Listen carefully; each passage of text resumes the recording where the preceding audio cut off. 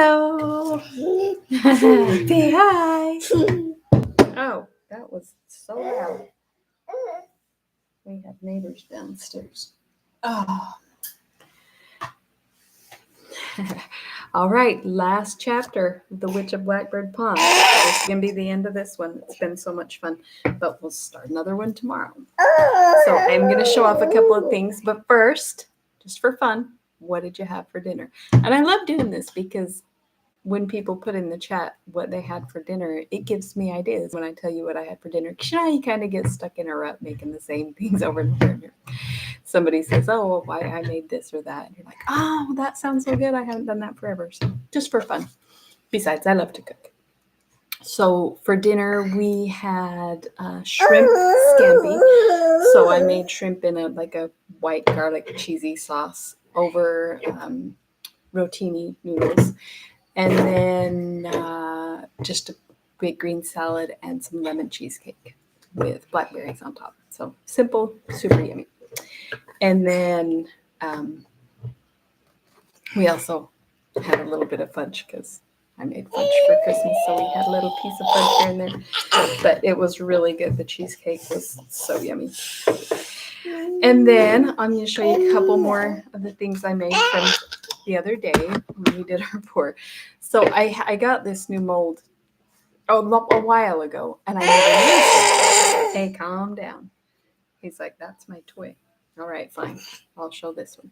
I made this cute little heart box container, and then the lid, and Caden chewed holes right off of it. Yeah, you still need to make dinner, but that sounds yummy. It was yummy. What are you making for dinner? Anyway, you can see all the little bite marks out of it. Now, when I pulled it out of the mold, it was still quite soft, so he's actually able to just chew chunks off of it. Now, it did have some bubbles in it. Oh, here he goes, chewing again. So I couldn't have used it anyway, which is kind of why I just let him chew on it. But the lids are tricky. It's really hard to make them without bubbles underneath. So he's still trying to decide. Just make shrimp scampi.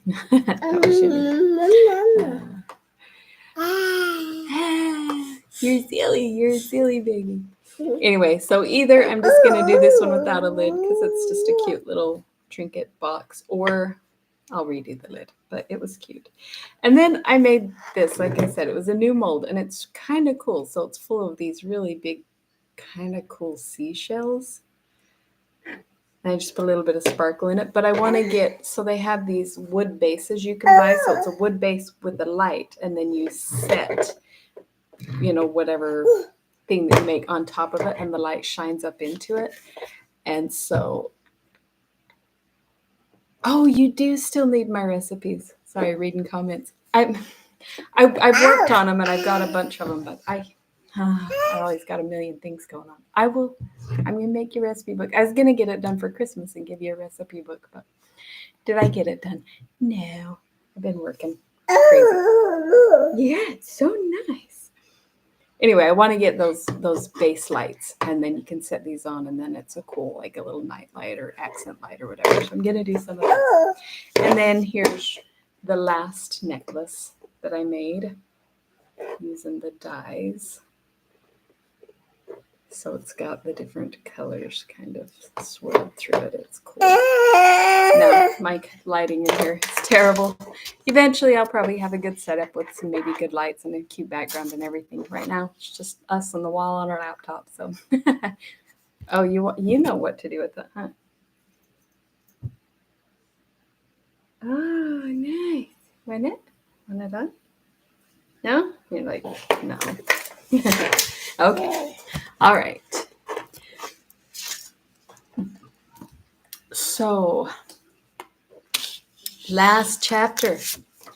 Last one. So we'll do a recap of yesterday was chapter 20. And kind of the biggest, I mean, it was a long one, but I think, okay, the biggest highlight of the chapter was, well, there's two. So she kind of broke things off.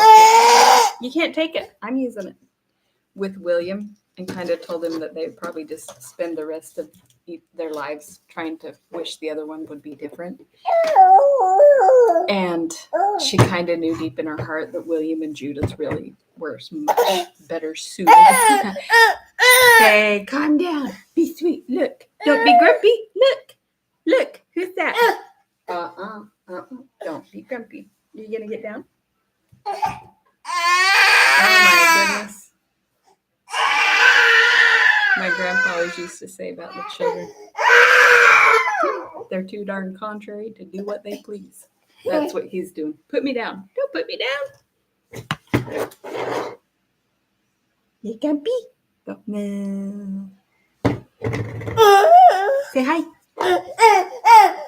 Oh, do you need to go find Dada? No? If you're grumpy, you can't be in here. You have to be nice if you're going to come. Not this one?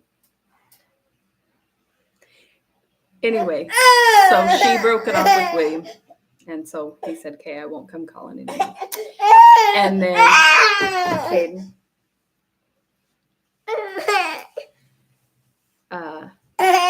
John came back. He was a prisoner of war. And he came back from being a prisoner, and he just looks terrible. And he's skinny and dirty and in terrible shape. But he came home, and he came in, and when Judith saw him, she's like, oh, John. But it was like she wasn't even there. He just walked straight over to Mercy and fell down with his head in her lap. And he was just like, that's what he was living for, was to get out for Mercy, which is so cute. And poor Kit. She didn't say it in so many words, but she kind of made up her mind that she just wants to go back to Barbados because she feels like she's a burden. Their lives would be easier if she wasn't there, and she misses it. She wants to go home. You know? I don't know how she'd do it, though, because her grandpa's house is sold and everything. Where would she even go? But Chapter 21. On a lecture day in April, 2 marriage intentions were announced together in the meeting house. John Holbrook and Mercy Wood, William Ashby, and Judith Wood. Aw, see? Perfect. It all worked out right. The Wood household was busy from dawn till close to midnight. There was so much to do if all were to be ready for the double wedding that was set for early May. There were the vital matter of 2 dowries. Judith had been carefully hoarding a small store of linen since childhood, adding one cherished bit from time to time, and her loom and needle had worked busily. But Mercy had never given a thought to a dowry. She had not a single pillowcase or linen napkin that she could call her own. Because she's crippled, I think she thought she would never get married. Like, no one would ever want me, you know. But she's an angel. Of course, somebody wants her. Now, though Rachel fussed and stitched, Mercy still regarded the whole problem with indifference. Why did she need a dowry, she argued practically, when she was really not leaving home at all? She and John had already decided that for the first year at least they had best share the Woods' ample house. The company room was being readied with fresh whitewash and new linen curtains. John had resumed his studies with Dr. Bulkley.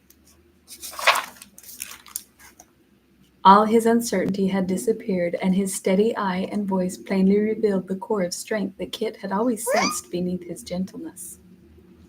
In the days of his captivity, of which he never spoke, in the waiting for a chance to escape, and in the weary hunted trail down the Connecticut River, John had found his answers. Hey, come say hi. Hi. Make sure you subscribe. Like and subscribe. Good idea. Yeah. I should have you come on here and say that. Yeah. Well, guess who's here? After she's done. Guess who's watching right now? Mandy. Mandy's on. Wave to Mandy.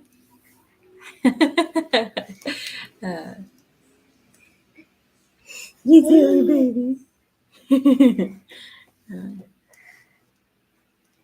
And this is Mother's story that she made. The box. The cute box. Yep. So cute. Okay. Bye, Mandy. Hope you have a good day tomorrow. I'm going to have some waffles tomorrow so that you know. Yeah, we're going to make waffles in the morning. She loves waffles. Look, Mandy says hi. See down here? Right here. She typed in and said hi. Aw, she says she loves you.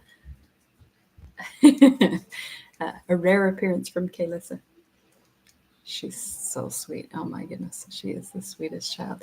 She takes such good care of him and keeps track of him and helps him. And I've never seen a baby that likes little children to hold him. Usually the children pick him up and drag him around and they're like squirming and crying and like, let me go. Not him. He goes to her and lifts up his arms and he's huge. So she picks him up and she's hauling him and his legs are dangling and he loves it. He loves her. It's so cute. They are so cute. What? Oh.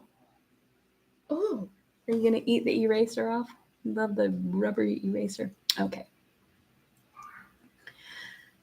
Dr. Bulkley is everything I ever thought him to be, a great scholar and a great gentleman, he explained. In politics, he is obeying his own conscience, but I think he is mistaken. We have come to an understanding. He will teach me theology and medicine, but I will think as I please. By June, he would be ready to accept a call to one of the small parishes springing up to the south and west of Wethersfield. William's house on Broad Street was nearly finished. Piece by piece, he was assembling the costly treasures for its furnishing. Fine hand-turned bedsteads and chests and chairs from the skilled Wethersfield joiner, Peter Blinn.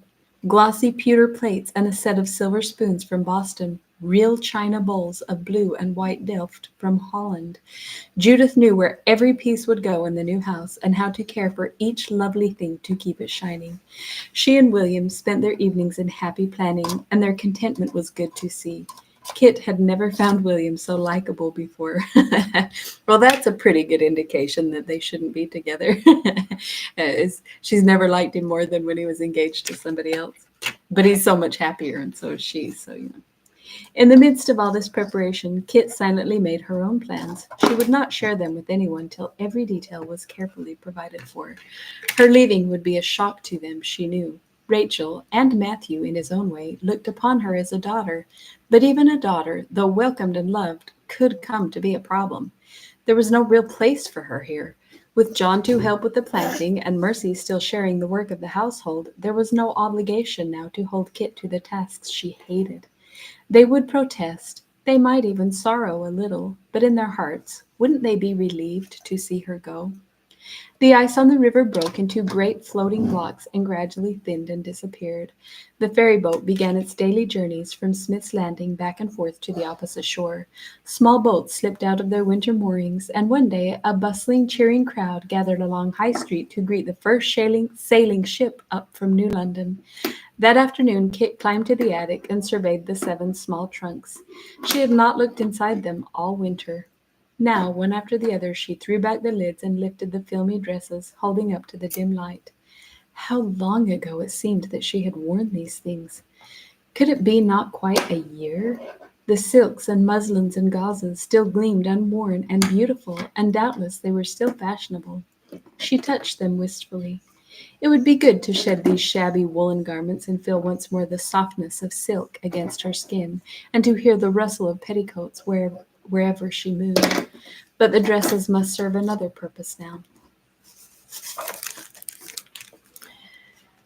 Would they bring enough to pay her passage on a ship? Fine cloth like this was rare in Connecticut. In many families, she had learned, one dress such as these would be handed down through 3 generations as a cherished possession. I think their clothes were made a little more heavy-duty than ours. Imagine passing your clothes down for 3 generations. Like your grandma, your mother, and you all wearing these same, but they were so, the finer cloths were so expensive and rarely worn and, really hard to come by. And everything was hand sewn, every stitch, so there wasn't cheap production of clothing back then like there is now.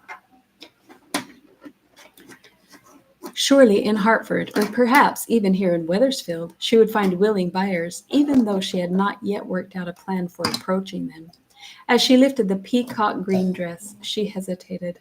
How radiant Judith had looked in this dress. If only William could see me in it, she had said. She laid aside the dress, and very thoughtfully she chose another. He's so noisy. Sorry. A fine blue-flowered muslin. These two she would take directly to Uncle Matthew, and this time she felt sure he would let his daughters accept them, because he would know now that she offered the gifts with love instead of pride. All Kit's plans now turned toward Barbados. She had no illusions about the prospects before her. She would not be going back to Sir Francis Tyler's granddaughter. She would go as a single woman who must work for her living. Her best chance, she had decided, lay in seeking employment as a governess in one of the wealthy families. She liked teaching children, and hopefully there might be a library where she could extend her own learning as well as that of her charges. Whatever befell, there would be a blue sky overhead and the warmth and color and fragrance and beauty that her heart craved. Oh, he can take the lids off. He can take the lids off of everything. Pins, spices. He dumped dillweed right into my coffee. It wasn't that bad. I was desperate. One day in mid-April, she walked alone down South Road. She could not go far, for the river was still very high from the melting snows. It had overflowed so that the fringe of poplar trees on its banks stood deep in water, and the cornfields were transformed into endless lakes. Blackbird Pond had been swallowed up, and Hannah's house, had it still been standing there, would have been flooded up to its thatched roof. Poor Hannah!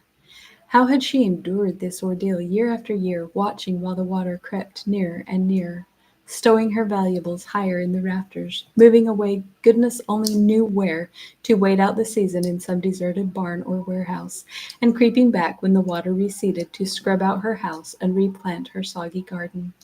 Kit was thankful, as she had been so many times when the wind howled and the snow piled higher, that her friend was snug in a proper house. But she knew a pang of homesickness nonetheless. The little cottage had been very dear to her. She perched on a sun-dried rock and sniffed the air. There was an earthy, indefinable scent that stirred her senses.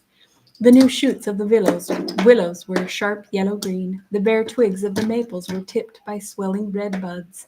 A low bush nearby had blossomed in tiny gray balls. She reached to touch one curiously. It was furry and soft as the kitten that Prudence had held in her arms that summer afternoon.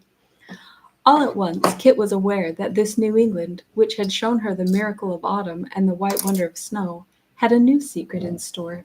This time, it was a subtle promise. Come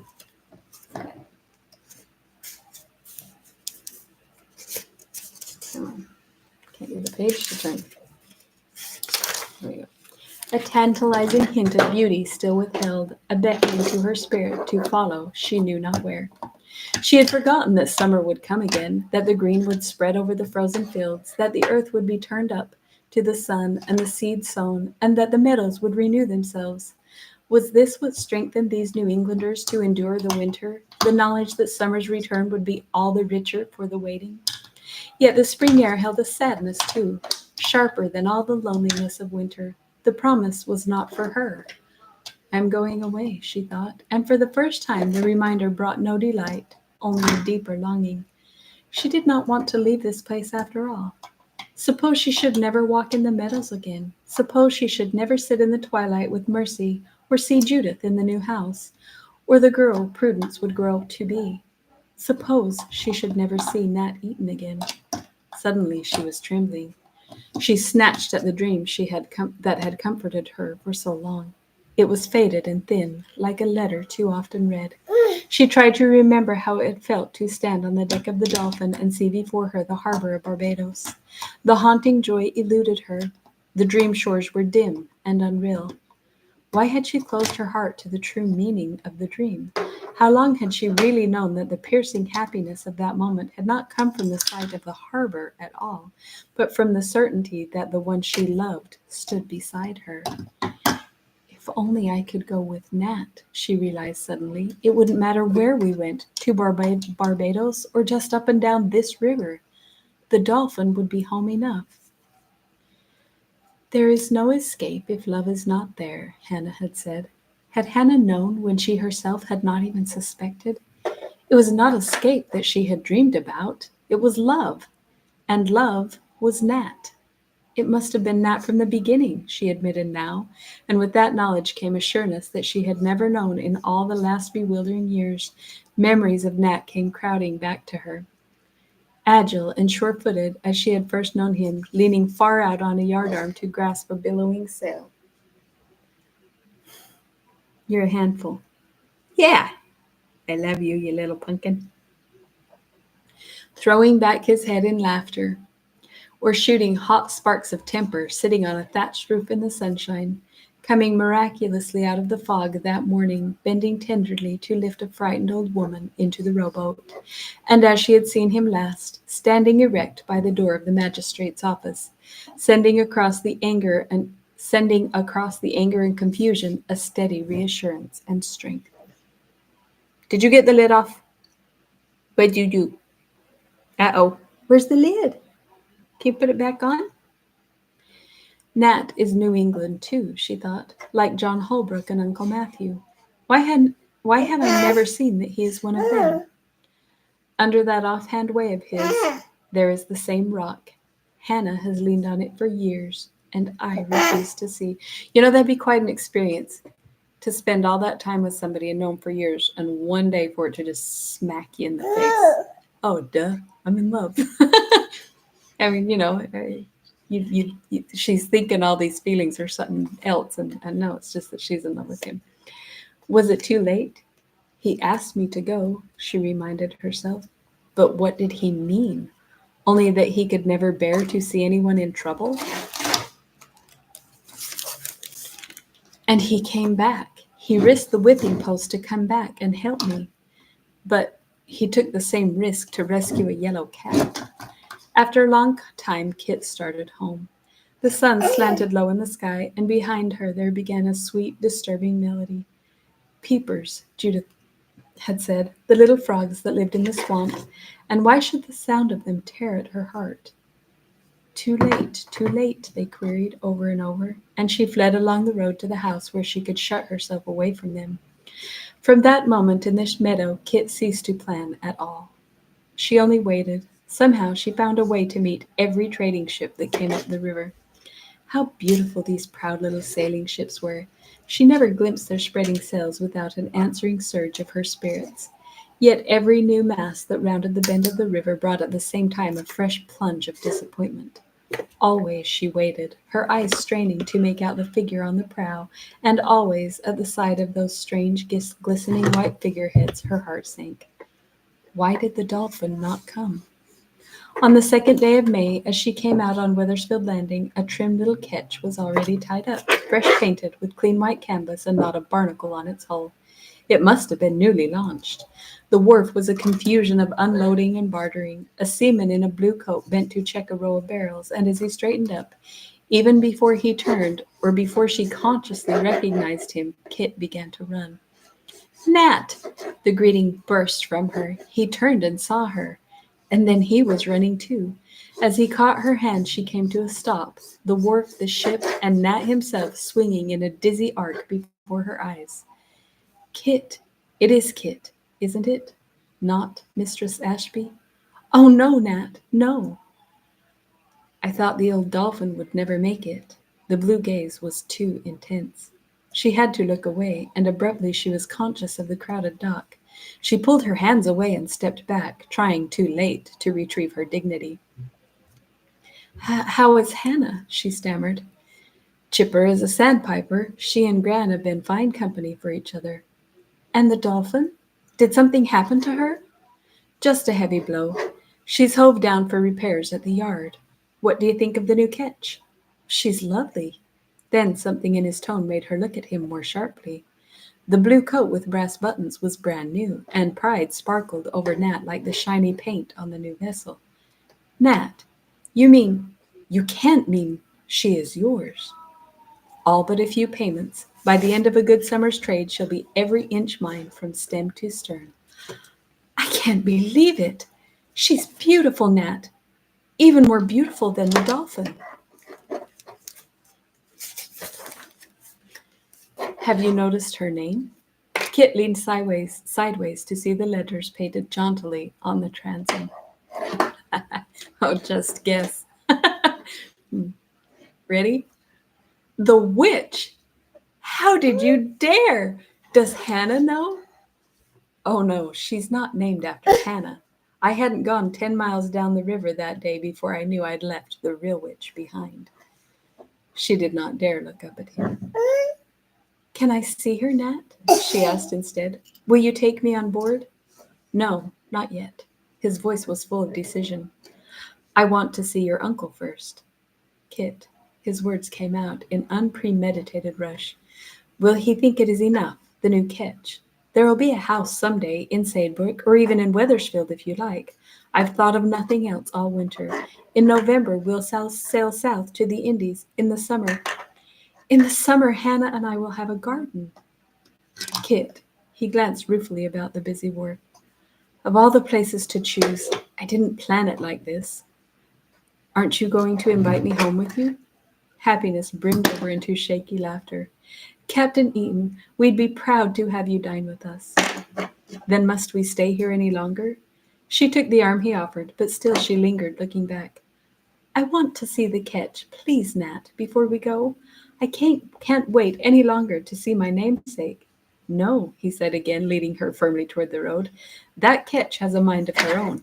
She's contrary as a very witch herself. All the way up the river she's been holding back, somehow, waiting. Now you'll both have to wait. I'm not going to disappoint her, Kit. When I take you on board the witch, it's going to be for keeps. The end. Aww. Happily ever after.